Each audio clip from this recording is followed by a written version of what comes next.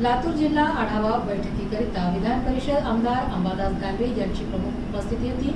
त्यावेळी मविया म्हणून विधान परिषद निवडणूक आम्ही लढवत आहोत। बीड लातूरची जागा आम्ही ताकदीने लढवत आहोत। सत्ताधारी पक्षाने निवडणूक लढण्याचे नवे तंत्र आणले आहे।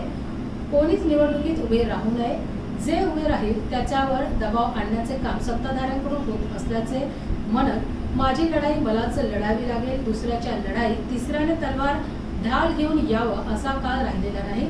माझ्या लढाईत मलाच तलवारीला धार लावावी लागेल असे लातूर जिल्हा आढावा बैठकीदरम्यान विधान परिषद आमदार अंबादास दानवे यांनी व्यक्त केले।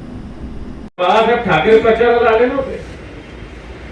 उद्धवजी ठाकरे साहेबांनी ग्रामपंचायतीला आणि पंचायत समितीला यावं अशातला काही भाग नाहीये। बरं, एकच इलेक्शन आज तिथं जातील। महाराष्ट्रात सगळ्या नगरपालिका एकत्र, महाराष्ट्रात सगळ्या जिल्हा परिषदा एकत्र, आता जाणार कुठे हा पण प्रश्न। आणि जे जातात त्यांचं सुद्धा काय झालं हा पण मुद्दा आहे।